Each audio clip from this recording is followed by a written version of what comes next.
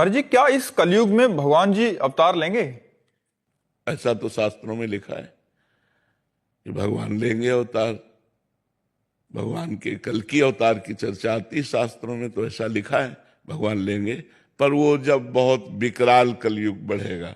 अभी 4,32,000 वर्ष कलयुग की आयु है, तो उसमें 5,000 के ऊपर ही अभी अभी तो 32,000 नहीं क्रॉस किया है।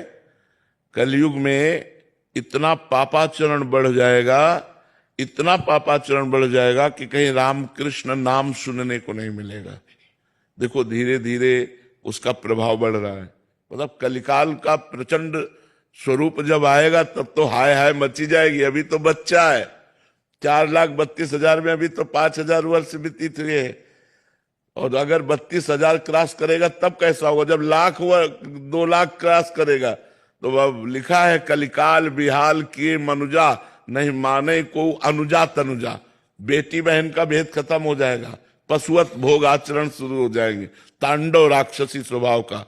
जब ऐसा महाभयंकर पापाचरण होगा तो उस समय भगवान का अवतार होगा, कल की अवतार। फिर वो दुष्टों का विनाश करके तब फिर सतयुग आ जाएगा।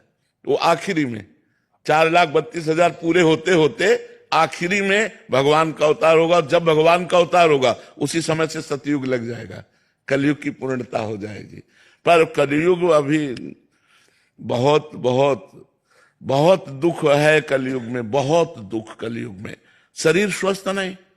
अब देखो कैंसर ऐसे होने लगा जैसे जुकाम बुखार।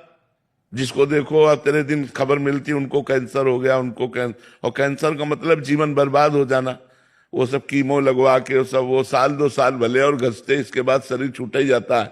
अब कैसे कैसे भयंकर रोग बढ़ रहे हैं, कैसी कैसी भयंकर व्यवस्थाएं हैं। अब एक आदमी को परेशानी, अस्पताल जाए तो दवा मिलना तो बाद की बात है, पहले 10-5 हजार रुपया खर्चा करो इस बात के लिए कि तुम्हें है क्या। अब वो सब रिपोर्टें देखकर निर्णय करेंगे कि आपको है क्या।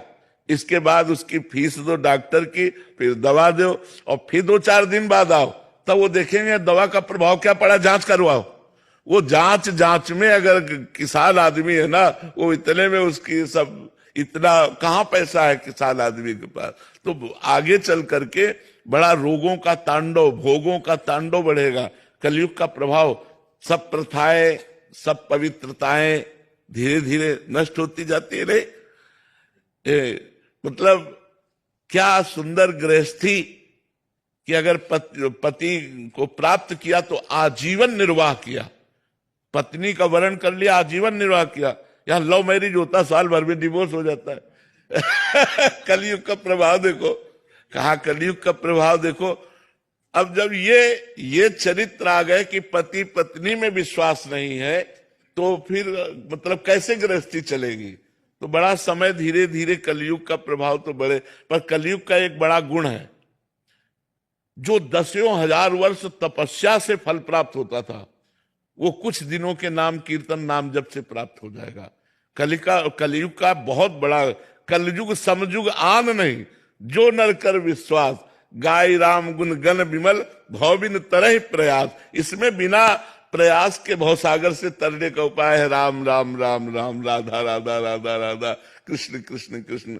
नहीं तो पहले पता चला कि 10,000 वर्ष दाहिने पैर के अंगूठे केवल खड़े होकर दोनों हाथ उठा के मंत्र जप कर रहे हैं, कितनी कठिन तपस्या। तो कलयुग में ये 10 सेकंड नहीं खड़े हो सकते अंगूठे केवल, 10,000 वर्ष तो बाद जाने दो। तो इसीलिए इसमें छूट दे दी गई कि आप नाम जब कर, कलयुग केवल नाम आधारा, सुमिर सुमिर नर उतर ही पारा। भगवान का नाम जप करके आप संसार समुद्र से पार हो सकते हैं। ये कलयुग की विशेष महिमा है।